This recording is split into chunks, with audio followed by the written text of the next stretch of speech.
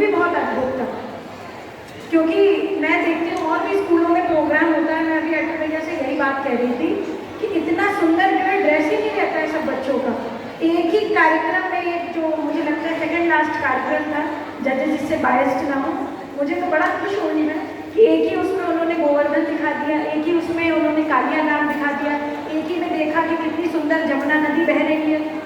तो जबरदस्त परफॉर्मेंस। ऐसे बच्चों को मुझे लगता है कि कहाँ से इनके आइडिया आते हैं, उनके ऊपर जो अध्यापकों का बहुत बड़ा वो रहता है, क्योंकि इतने प्रॉप्स बनाए होंगे आपने, इतनी मेहनत करी होगी, रात रात भर जगे होंगे, अपने जो है पाठ्यक्रम से समय निकाला होगा, तो ये बहुत अद्भुत है।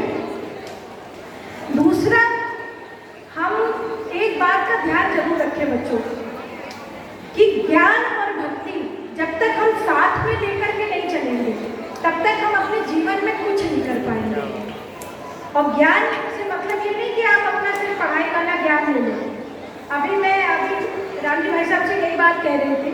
मैं अभी चेन्नई गई कुछ दिनों पहले, वहाँ पे कामाकोडी जगत गुरु शंकराचार्य जी का एक स्कूल चलता है और उसी से मैं बड़ा प्रभावित भी हुई हूँ। वो बात मुझे बड़ी अच्छी लगी। वो बच्चियों के लिए स्कूल चलता है, परंतु संपूर्ण तरीके से जो एजुकेशन है, जिसमें बच्चों को जो है खाना बनाने से लेकर के किस तरह से नियम, पूजन पाठ और अपना जो भी उनका सीबीएसई बोर्ड का था, तो वो कैसे करते हैं, वो उसकी भी पढ़ाई करते हैं। बच्चे अपना भी रंगोली बनाना सीख रहे हैं, उसमें लड़कियां उसमें जो है खाना बनाना भी सीख रही हैं, सुई धागे का भी काम सीख रही है। घूमते चले जा रहे हैं। हमारे यहाँ नॉर्थ में बहुत ज़्यादा हो रहा है। पूजा पाठ की पद्धति नहीं पता हमें टीका कैसे लगाना है, आचमन कैसे करना है, आसन कैसे शुद्ध करना है, हमें पता ही नहीं है ये बात।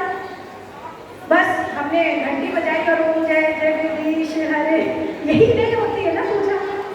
तो इसलिए ज्ञान और भक्ति ये हमें दोनों साथ में जब तक हम लोग लेकर के नहीं चलेंगे तब तक आप लोग बहुत अच्छे, हो सकता है पढ़ाई में आप बन जाओ, अफसर बन जाओ, टीचर बन जाओ, आप बहुत बड़े राजनेता बन जाओ, परंतु जब आप दोनों का एसिमिलेशन अच्छा करोगे तो आप एक राष्ट्रवादी सच्चे नायक बनेंगे। ये जरूरी है हमारे भारत के लिए। और आदरणीय प्रधानमंत्री जी का भी चिंता इसी पे है।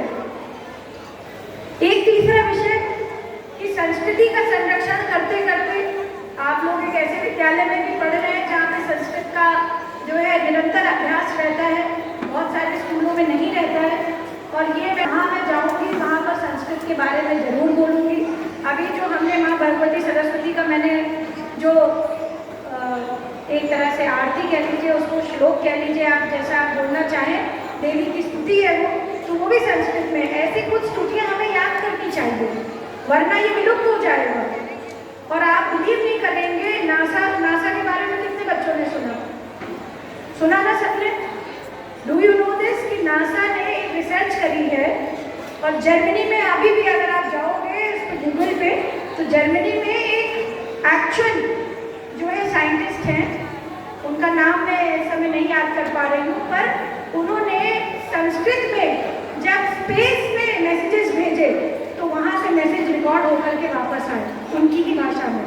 ये एक बहुत बड़ा, मैं आपको बता रही हूँ, संस्कृत का प्रमाण है कि ये देव भाषा ऐसे नहीं कही जाती है। आज भी हम तो सोचते हैं हम इसी धरती पर हैं, इसी वायुमंडल में रह रहे हैं, ऐसा नहीं है, हम अकेले नहीं हैं। आज अगर मैं यहाँ पर बोल रही हूँ, हो सकता है कि कई और जगह 7 ब्रह्मांड ऐसे बताए जाते हैं।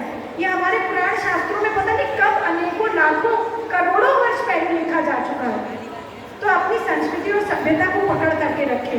हम बहुत ज़्यादा संस्कृत का अध्ययन नहीं कर सकते, सिर्फ अपने पाठ्यक्रम में कर सकते हैं, तो सिर्फ हम कुछ लोगों को याद करें और निरंतर उनका अभ्यास करें, तो उससे भी मुझे लगता है कि हमारे अंदर आत्मचेतना जगेगी। एक और बात है जो कि मुझे लगता है कि जब आप बड़े हो जाएंगे और तब आप सीखेंगे कि हमारे अंदर अनुशासन की किसी प्रकार की कमी तो नहीं होनी चाहिए। ये तो आपको सब लोग स्कूल में सिखाते हैं, पर संगठनात्मक शक्ति ये हमारे लिए जरूरी है, जो हमें संघ सिखाता है।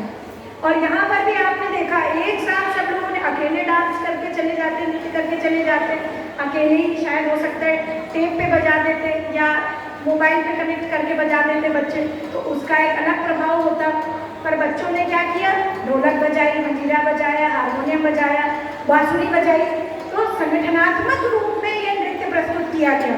उसकी ब्यूटी, उसकी सौंदर्यता अलग थी, उसका एक मैसेज अलग गया और उसमें मुझे लगता है देखने वाले भी जितने हम लोग थे, आप लोगों को भी अच्छा लगा। तो ये होता है जब हम संगठनात्मक रूप से किसी भी रचना को बनाते हैं, जब हम संगठित रहते हैं, जब हम अनुशासित रहते हैं, तो हम जो भी कार्य करते हैं वो अच्छा होता है, वो सुंदर तरीके से होता है।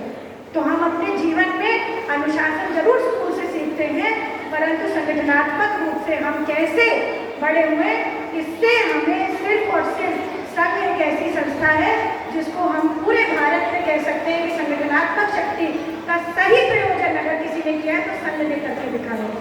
तो इसलिए आप जो संघ के बारे में